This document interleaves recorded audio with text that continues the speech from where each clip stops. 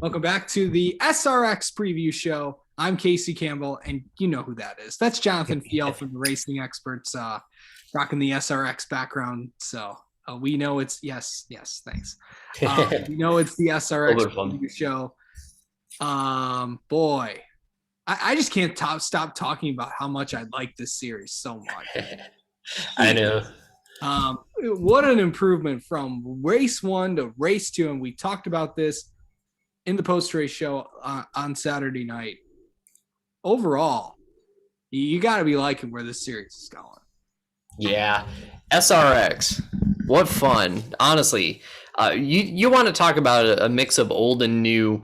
You know, you have people like Haley Deegan and Ernie Francis Jr. who are out here trying to make a name for themselves and trying to really move up the ladder in national series and who are already known within motorsports community. And yeah, people like Michael Waltrip and Tony Stewart, Elio Castroneves, Bill Elliott, who have already made their mark and who are veterans now and, you know, either winding down their career or, you know, just gearing up in older age and competing with some of these people who are coming up through the ranks. I think it's awesome. It's also awesome seeing the style cars we have, the racing on dirt too. You know, it's like a mix of, I likened it to being a mix of 2003 and 2021. SRX it's been a lot of fun. Oh yeah, big time. So we're going from Knoxville to Eldora. A couple things that we kind of talked about in the post-race show. I want to get your thoughts on we talked in the first race about the so-called fun flag caution, and it was actually a rule that was put in there. Mm-hmm. How about that? It was, yes. Alan Bestwick let it slip. The SRX green flag lap limit, and they had reached it. I believe is in the second heat they reached it, and at first I was like, "What is this? You know, why are we doing this?" But when you just consider everything that's going on and you know how upfront they are about just what they're doing, it's a lot of fun. It's cool. Yeah, I don't want to see it be abused to where the leader will get out to a few second lead and the caution all of a sudden flies, or we get 10 laps of racing and caution flies. But just something like that every so often, and I don't think it's a bad thing. It's all part of the fun. Yeah. Speaking of fun, I know we talked about this the other day, and I'm kind of touching on a couple of things that we talked about in the post race show. But the Paul Tracy, Michael Waltrip, well, I don't know what that was, but that was fun and entertaining. that's gotta rank up there. It's just one that's entertaining to see those guys go at it. It's no surprise that Paul Tracy is wanting to fight somebody because that's what he. And I mean, it wouldn't be Paul Tracy without him wanting to go out and fight somebody. And then Michael Waltrip said, I mean, it ain't my fault. But that just shows the driver's personality and stuff, and that's got to be good. Mm-hmm.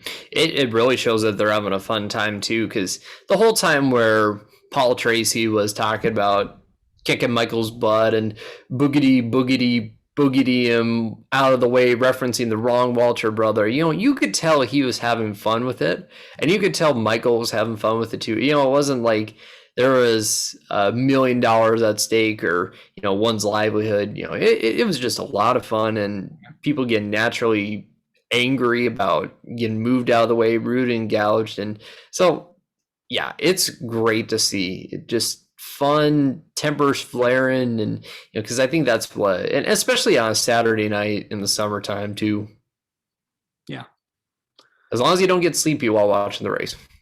Of course. I mean, when are we taping this at? We're taping this at like 10:30. So yeah. 10:30 at night, not 10:30 in the morning. That would not be good. So we're going to go to Eldora this week. Another dirt track. Tony Stewart owns, of course. Man, we all know. It's going to be interesting to see what happens on dirt because Haley Deegan's not going to be there. We got some more dirt racers that are going to be there. Of course, Scott Speed, going to be the ringer this week. The local guy is going to be Cody Swanson. And of course, we all know what his story is like. If you follow dirt racing at any level, you probably have seen him. I mean, he was in an ARCA car last year. I think he was in maybe an Indy Pro 2000 car as well. I know he's a driver that he has proven a lot throughout his career and a lot of stuff. So how cool is it to have Swanson in there? I think it's really cool.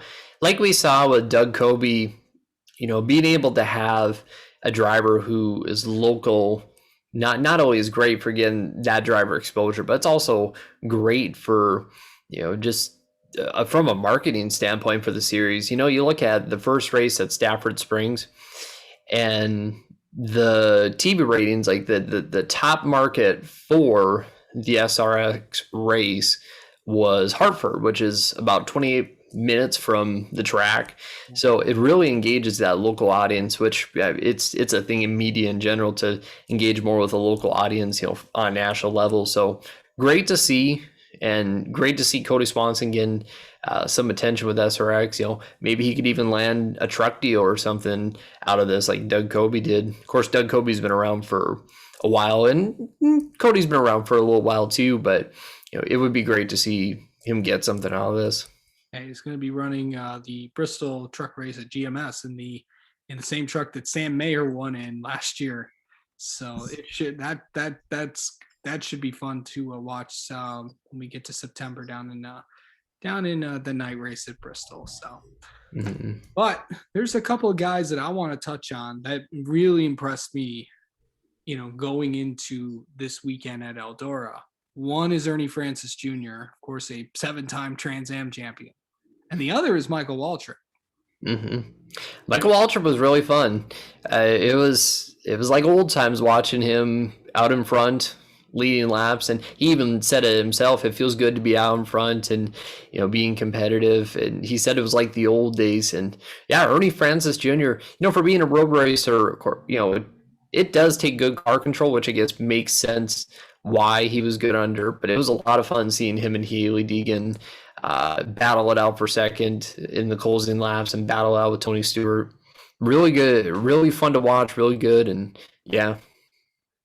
When was the last time you thought you'd hear Michael Waltrip and Hailie Deegan racing each other? That's what SRX does. It brings different types of people from different forms of motorsport racing together.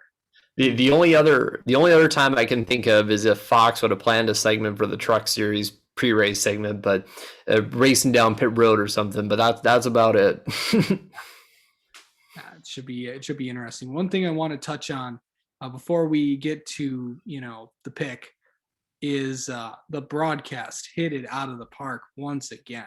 Of course, a lot of the changes that were made.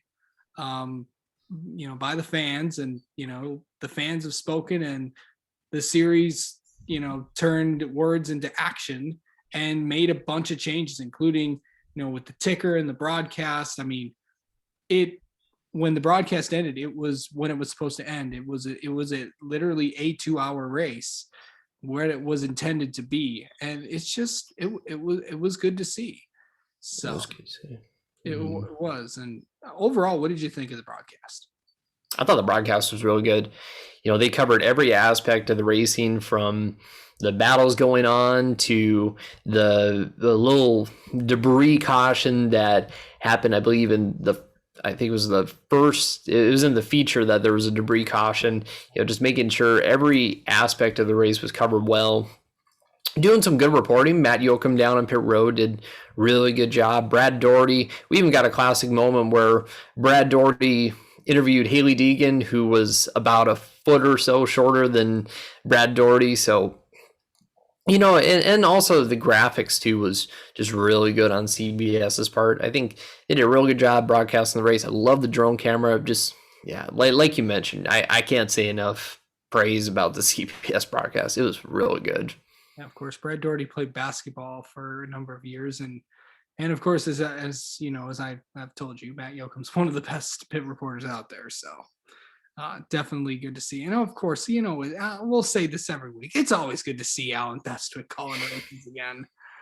So, all right, we're going to Eldora. You know what it's time for. It's one more thing.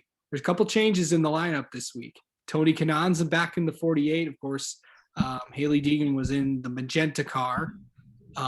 In the brown car this week is Scott Speed in the 41.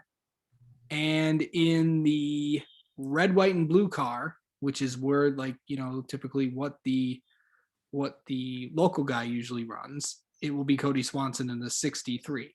So and everybody else remains the same. Of course, SRX said that they're going to be in the same colored car. They put the numbers on the side and put the names on the sides of the car as well to make sure that who's in what car. Of course, we talked about the graphics. The names are color coded to fit the colored car, so you would know who's in what car, and they weren't going to change every week. It's like, oh, who's in that car? So, yeah, good stuff. Always, yeah, it's always good stuff. All right, time to make some picks. All right, Theo, who you got? I mean, we're going to his house, so it's a pretty safe pick. Tony Stewart gets it done. He gets 2 in a row, and SRX continues to pad his points lead. The thing is, do you want me to go conventional or do you want me to go bold? What do you want? I think conventional. Let's go conventional. All right, Tony Stewart's going to get it done. But bold. I will say there is going to be, I think Ernie Francis Jr. is going to contend. I think Michael Waltrip, what we saw last week at Knoxville, I think he's going to contend as well. I think we also could see Marco Andretti get up there and contend. Remember, Marco didn't have much experience on dirt, and we saw him running up front in I think it was heat number 1. Mm-hmm. Yeah, he snuck up there. I know we were talking on the phone during that heat, and Haley Deegan was racing Tony Stewart, and all of a sudden Marco slipped up to second and didn't even see him coming. So he could very well be a favorite for this weekend at Eldora. Oh yeah. And there's obviously a lot of other names. I'd like to see Bobby Labonte have a good weekend as well. And I'd also like to see Bill Elliott have a good weekend as well, because Bill Elliott's had some terrible, terrible luck. He has. He had the same mechanical issue 2 weeks in a row. This past week was really heartbreaking because he was running up in the 5th position. He had made up several spots, and then the caution came out. The issues arose. End of the race for Bill. That was too bad. Also, one thing I want to touch on too is if you're in the Eldora area, around Eldora, you have a great night of racing with the SRX. We were talking about this before. Mm-hmm. And you have, of course, SRX qualifying. You have USAC Silver Crown practicing qualifying the SRX race, and then the Silver Crown feature. It's going to be a great night of racing out there and a lot of fun. When you can get both like a national series like SRX and USAC Silver Crown, you're going to have a lot of fun. So if you are in the area, that's going to be a lot of fun. Yeah, the Orange Cone's going to be out there. So check out some racing down in Ohio. So definitely going to be fun. All right. Mm-hmm. We will see you for the post-race show after Eldora. I'll be watching. This guy will be watching. Of course, 8 p.m. on CBS with same crew. I think there's going to be, either James Hinchcliffe or Dario Franchitti will be in the booth. I'm not sure who it will be. I think it's Hinch, but we'll check to confirm that. We'll see on that, and we'll see you for the post-race show after Eldora.